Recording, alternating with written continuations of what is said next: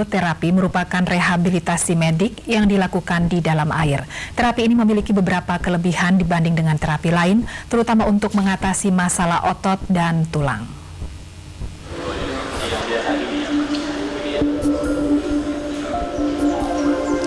Hampir 1 tahun Suparno mengalami kesulitan bergerak, tungkai kaki dan tangannya kaku. Kondisi ini menyebabkan ia tak lagi nyaman berolahraga seperti jogging dan senam. Untuk mengatasi masalahnya, ia menjalani hidroterapi, yakni fisioterapi yang dilakukan di air.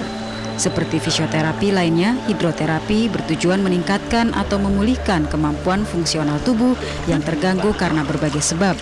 Dibanding fisioterapi lain, hidroterapi memiliki kelebihan, terutama mengurangi kemungkinan nyeri saat melakukan berbagai gerakan terapi. Ya, yang utama tadi kalau misalnya untuk kasus patah tulang, yang jelas ini weight reduction. Jadi beban tumpuan pada area yang patah itu kita bisa reduce seoptimal mungkin ya. Misalnya contoh kalau orang berendam sampai setinggi leher ya, mungkin beban yang ditanggung oleh tulangnya itu tinggal 10% berat badannya. Jadi dengan demikian dia bisa melakukan berbagai macam gerakan, exercise gitu ya. Berbagai gangguan fisik yang bisa diatasi dengan hidroterapi mencakup radang sendi, cedera akibat kerja atau olahraga, skoliosis atau bengkok tulang belakang, kardiopulmonier, serta gangguan syaraf seperti stroke dan lumpuh anggota gerak. Sebelum menjalani hidroterapi, pasien biasanya menjalani serangkaian pemeriksaan seperti yang dilakukan klinik hidroterapi di Bilangan Jakarta Selatan ini. Langkah ini penting untuk menentukan program terapi yang cocok bagi pasien. Untuk pasien yang belum siap terapi di air, biasanya lebih dulu menjalani terapi persiapan.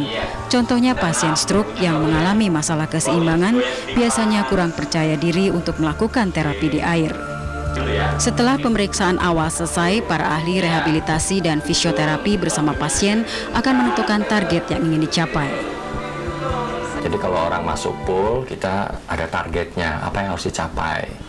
Ya, kalau misalnya sekarang untuk fleksibilitas ya tentu nanti pada evaluasi berikutnya tentu dia harus lebih fleksibel ya toh. Tapi kalau misalnya tujuannya untuk meningkatkan endurance secara umum, jadi ada endurance otot lokal ya, jadi daya kerja otot setempat yang kita latih, misalnya otot perut ya itu yang kita latih. Ada juga sifatnya endurance keseluruhan, jadi cardiovascular endurance. Seorang pasien akan menjalani terapi dengan bimbingan khusus seorang terapis. Selama melakukan hidroterapi, terapis akan memonitor jantung pasien. Dalam masa terapi, ahli rehabilitasi medik dan terapis juga akan mengevaluasi secara teratur perkembangan pasien. Lamanya hidroterapi bervariasi antara 3 bulan sampai 1 tahun tergantung kondisi pasien. Suparno misalnya merasakan kemajuan setelah hidroterapi selama 3 bulan. Lebih lentur badan itu, ototnya lebih lentur, lebih bisa membungkuk. Dari latihan ini mungkin oleh dokter di sini itu nggak terpantau, tapi yang saya rasakan dan juga dipantau terus, itu tekanan darah saya itu lebih bagus sekarang itu. Kalau dulu 140 itu sekarang 130, 125 gitu. Meski hidroterapi bisa dilakukan semua umur, ada beberapa syarat untuk menjalani terapi ini. Biasanya sih memang yang ikut program rehabilitasi itu yang status medical statusnya udah stabil ya. Tapi beberapa kondisi yang tidak diperkenankan masuk pool, misalnya kalau ada inkontinensi ya, jadi misalnya tidak bisa menahan kencing, tidak bisa menahan buang air besar ya, atau mungkin ada penyakit-penyakit menular yang lain ya.